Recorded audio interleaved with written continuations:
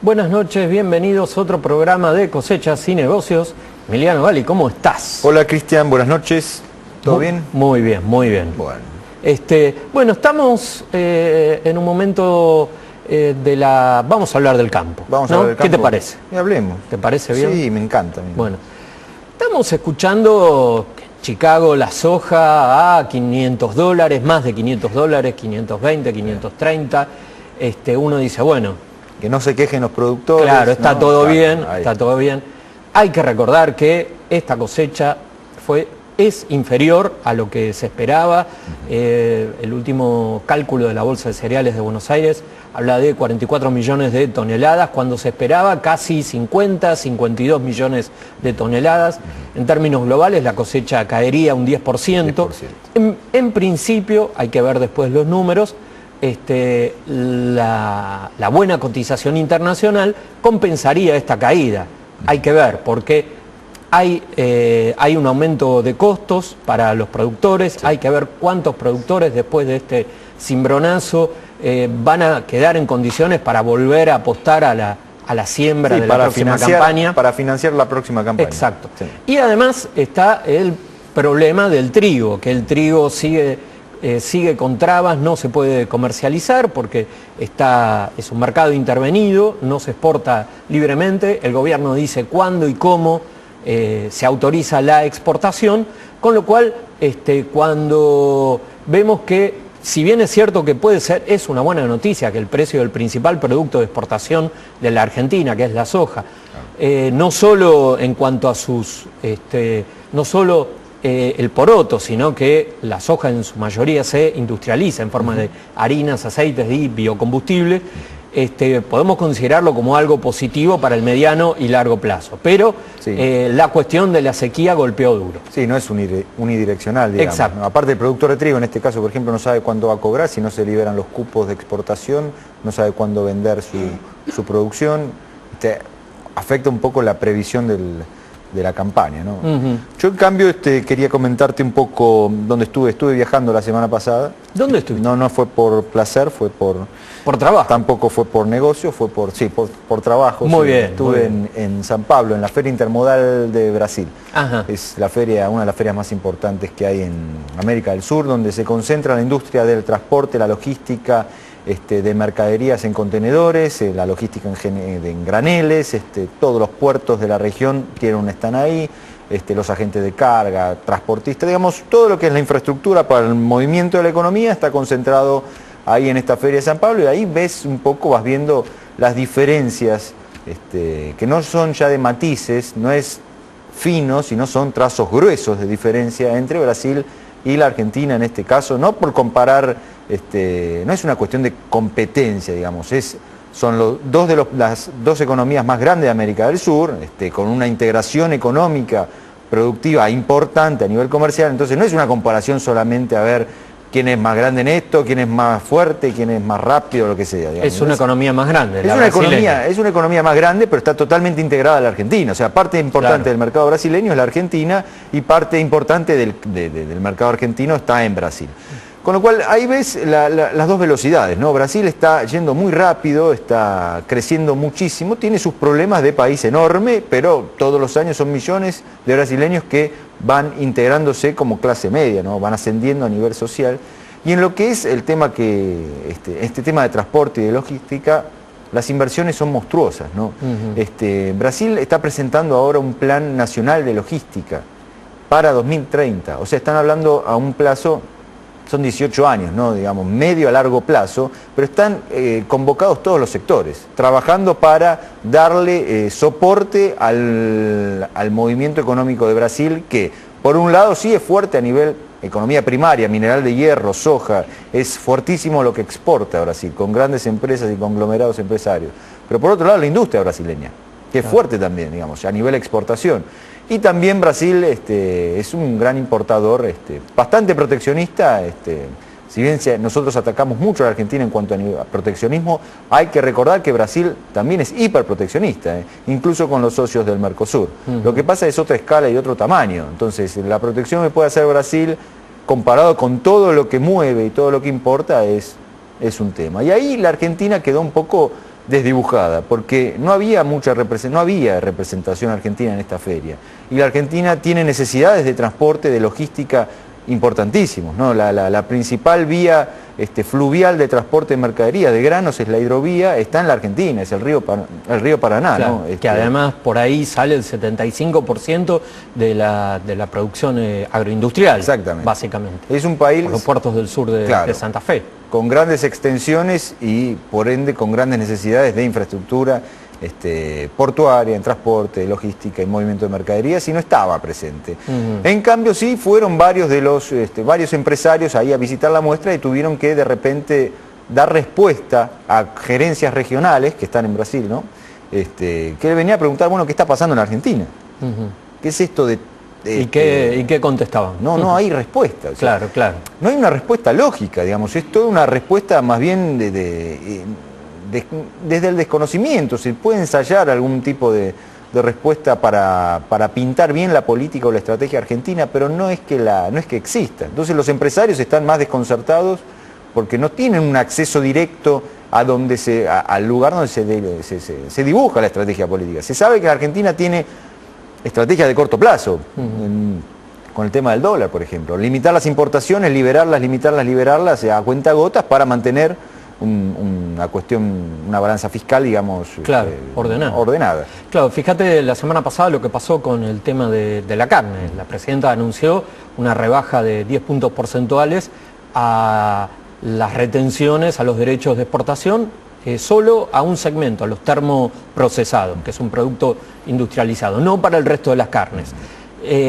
La carne fue el primer sector agroindustrial en el que el gobierno decidió intervenir, allá por el 2005, mucho antes del conflicto por el campo. Bueno, las consecuencias se vieron en los últimos años, más o menos entre 10 y 12 millones de cabezas de ganado que se perdieron, más de 100 plantas frigoríficas que tuvieron que cerrar, 10.000 puestos laborales que se han perdido por la crisis de la carne. Bueno, ahora el gobierno no lo dijo explícitamente, pero volvió sobre sus pasos, asume el error. Y esto se dio algunos días después de una reunión de trabajadores de la industria frigorífica con el secretario de Comercio Interior, Guillermo Moreno. Exacto, sí, porque empezaron la Federación de la Industria de la Carne, que es una aliada de Moreno, de todas sus políticas, cuando la principal empresa, Swift, anuncia el cierre de una de sus plantas de Venado Tuerto, ahí la Federación tuvo una reacción mayor. Otro sector que tuvo una reacción importante, y también en el puerto se ve, porque la restricción a las importaciones se empieza a ver cuando vienen los barcos, pero menos cargados, con menos contenedores, menos trabajo en el puerto, y el sindicato Unidos Portuarios Argentinos, que es el que agrupa a los estibadores portuarios, a los que trabajan en el barco, digamos, estibando, lo que era estiban en su momento, ahora estaba con containers, ¿no? Pero reaccionó y directamente a Moreno lo increpó en términos bastante directos, ¿no? Y le dijo, si se cree muy importante, no fue la palabra que usó, pero que venga a dar explicaciones al puerto, que venga a contarles acá a los trabajadores por qué se están quedando o están teniendo menos trabajo, o por qué no se está trabajando menos que el año pasado, y que le explique la política, ¿no? Moreno los recibió la semana pasada al SUPA y después a la Federación de la Industria Marítima Portuaria para dar explicación, y se comprometió a mantener el mismo nivel de crecimiento que el año pasado. Ojo, esto fue lo que dijo Moreno. Si el año pasado se creció en movimiento de contenedores, ¿no? Que es lo que le interesa a los trabajadores portuarios, pero que tiene que ver con las importaciones argentinas. Si creció al 8%, este año vamos a mantener el 8%. Claro. Es un pero para lo cual tendría que ser más ordenado en las medidas que establece. Esto que prometió Moreno a los trabajadores portuarios era el mensaje que esperaban los empresarios portuarios en las terminales y también las líneas marítimas. Es más, todos esperaban a ver la reunión de un secretario de Comercio Interior con los sindicalistas. O sea, ahí se definía un poco el futuro inminente de la Argentina, ¿no? Claro. Así que, bueno, hablando de este tema portuario, hoy invitamos al interventor de la Administración General de Puertos, Oscar Wexler, porque, bueno, la economía se sigue moviendo, el puerto sigue trabajando pese a todo. A ver si podemos levantar la vista y ver un poquito más a largo plazo, ¿no? Bueno, perfecto. Después del corte con Oscar Wexler. Seguimos en Cosechas y Negocios. Esta noche invitamos a Oscar Wexler, interventor de la Administración General de Puertos. Oscar, buenas noches, gracias por venir al programa. Buenas noches a ustedes por la invitación. Gracias, Cristian, gracias. Hacíamos un resumen un poco de lo que está pasando minuto a minuto, parece, ¿no? En la Argentina, con resoluciones que tienen que ver con el comercio exterior, que digamos, hay una profusión de resoluciones que afectan al comercio exterior, pero mientras tanto hay que, de alguna manera, trabajar en el largo plazo, ¿no? Y ver qué le espera a la Argentina para los próximos 10, 15 o 20 años en materia de infraestructura portuaria. Comentábamos que Brasil ya tiene un plan nacional que debe ir por el segundo o tercer plan anunciado para metas de crecimiento. Y bueno, queríamos invitarte a vos, queríamos ver cómo veías este tema, por lo menos para el puerto de Buenos Aires. Bueno, en principio nosotros separamos el análisis de las dos problemáticas. Una, la de coyuntura, la de corto plazo y la que uno vive diariamente, con la perspectiva del trabajo que hay que hacer pensando en el crecimiento que tiene que tener Puerto Buenos Aires en continuidad para mantenerse como, más de una vez hemos dicho acá y en este programa, puerto hub y puerto federal de la República Argentina. Hay acciones para los dos lados. Bueno, arranquemos. Es real el planteo de tanto del SUPA como de la FEPINRA, lo que llevaron al secretario de Comercio, la preocupación. Enero y febrero fueron meses que se mantuvieron en el trabajo parecidos, casi iguales, diría, a los enero y febrero del año 2011. Pero marzo ya evidenciamos una caída importante, sobre todo de importaciones. La media está dando algo más del 20%, pero lo que se mantuvo casi estable fue las exportaciones y la caída brusca es en el rubro importaciones. Esto genera algún tipo de preocupación en los trabajadores. Las conversaciones que mantenemos con los empresarios de las terminales están dando garantías de los puestos laborales. Hay alguna caída de horas extras o algunas adicionales, pero todavía no hay una sensibilidad importante en los bolsillos de los trabajadores.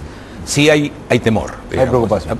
Bueno, esto creo que de alguna forma es lo que respondió el secretario, sobre todo armando esta mesa de trabajo. Sí, va a convocar también a las terminales, ¿no? Claro, y funcionarios y trabajadores, como para ir viendo puntualmente los problemas en resolver toda esta coyuntura, digamos. Pero parte de esta política del gobierno de restringir de restringir las importaciones derivó en que la carga destinada a los puertos argentinos se fuera a Montevideo. Este es un problema que se agudizó.